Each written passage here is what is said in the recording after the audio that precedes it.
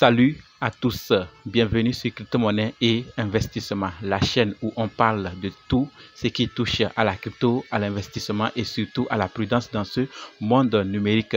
Aujourd'hui, je vais te raconter une histoire vraie qui s'est passée à Montpellier en France. Un homme pensait faire une bonne affaire, vendre ses bitcoins et encaisser son 10 000 € en cash. Mais à la fin de la journée, il s'est retrouvé avec une valise remplie de faux billets. Très décevant, n'est-ce pas?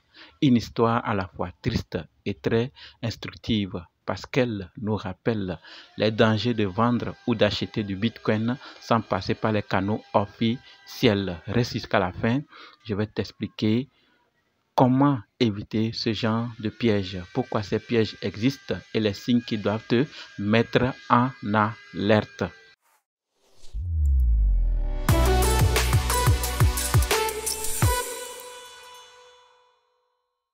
Nous allons d'abord parler de l'histoire d'abord. Il faut savoir que tout commence à Montpellier. Un homme décide de vendre son 10 000 € de bitcoin.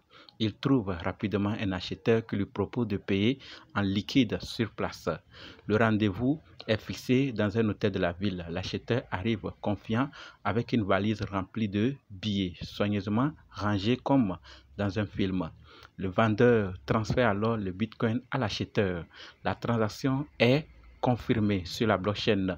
Tout semble parfait. Chacun repart de son côté jusqu'à ce que quelques heures plus tard, le vendeur ouvre à nouveau la valise pour compter l'argent.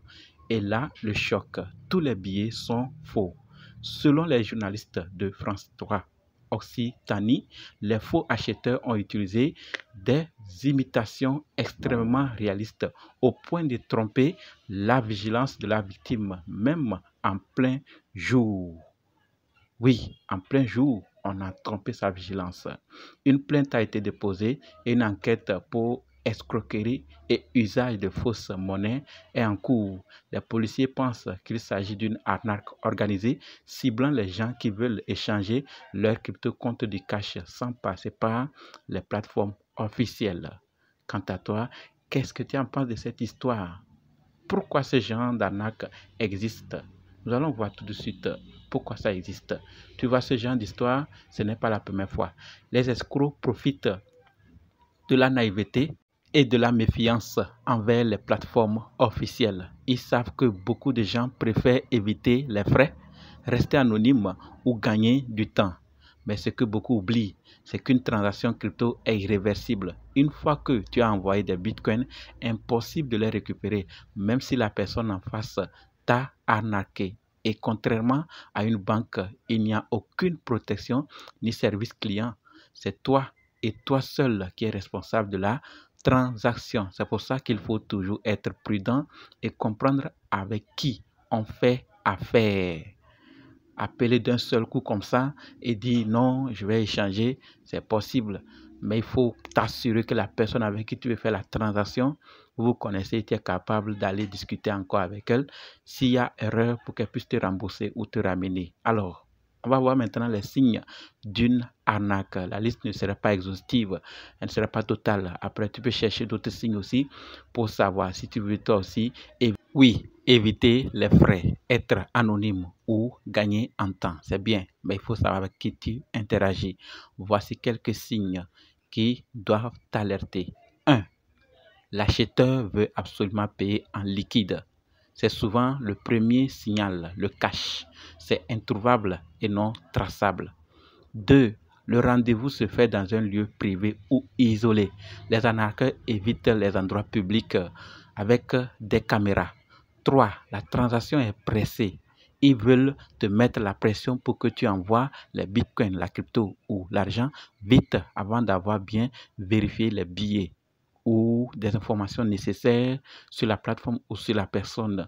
4. Les billets semblent trop parfaits. Parfois, le papier ou la texture trahit la supercherie. 5. Aucune vérification d'identité claire. S'il refuse de montrer une pièce officielle, c'est suspect. D'accord? Et si c'est en ligne, toi et la personne ne vous connaissez pas, il faut faire appel vidéo.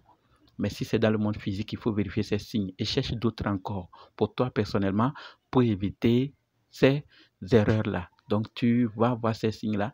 S'il refuse de te montrer sa carte d'identité, ces informations et ces documents, ne fais pas la transaction avec lui. Maintenant, si c'est en ligne, fais appel vidéo d'abord avec la personne. Si elle refuse, ne fais rien. En clair, dès que quelque chose te semble trop beau pour être vrai, c'est probablement le cas.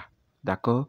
Je t'ai déjà dit que la liste n'est pas exhaustive. Il faut chercher aussi et mettre tes propres signes que tu veux vérifier avant de faire une transaction, que ce soit physique ou en ligne.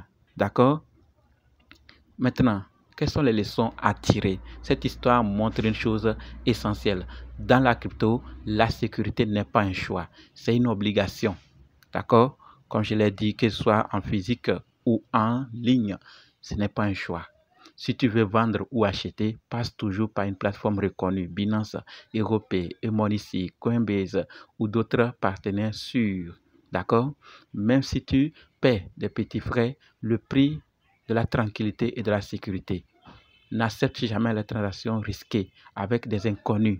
Et surtout, n'oublie pas, une transaction blockchain, c'est définitif. D'accord? Une fois que c'est parti, c'est fini. C'est pour cela que beaucoup d'experts disent la blockchain ne ment pas, mais les humains, si.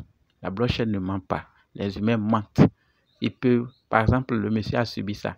Et pourtant, si c'était bien fait, ou sur une plateforme comme Binance, Europay, Emonici, et EasyChange, Coinbase ou d'autres plateformes, crois-moi, tu n'auras pas ce problème. La transaction se fait facilement et tu auras tes gains sur ton mobile money ou les plateformes accréditées ou reconnues. Alors, sache clairement avec cette histoire que tu ne dois plus blaguer. Quand il s'agit de faire une transaction d'argent, il n'y a plus à blaguer. Il faut vraiment vérifier les documents de la personne, le visage de la personne en faisant des appels vidéo. Alors cette histoire doit nous faire réfléchir. La crypto, c'est la liberté, oui. Mais cette liberté demande de la responsabilité, de la vigilance. Parce que tant qu'il y aura des gens prêts à tout pour t'arnaquer, il faut aussi te préparer. Tant qu'il y aura des gens prêts à tout pour t'arnaquer, il faut que nous, la communauté, soyons plus vigilants, plus prudents et plus informés. Si cette histoire t'a choqué, n'oublie pas de la faire parvenir à d'autres personnes afin qu'elles puissent elles aussi être au courant de l'histoire et prendre leurs dispositions afin d'éviter le pire. Et surtout, dis ce que tu penses dans les commentaires. Est-ce que toi, tu acceptes ou tu accepterais encore une transaction crypto en liquide? Que ferais-tu si c'était toi à la place de ce vendeur? Est-ce que tu penses que la méfiance envers les plateformes pousse les gens vers ce genre de piège? Tu préfères quoi? Perdre quelques frais sur Binance ou EasyChange ou autre, ou tout perdre à cause d'une arnaque? Je lis les commentaires, je t'attends en commentaire pour ton avis et n'oublie pas de partager, de liker et abonne-toi si tu n'es pas encore abonné. Merci.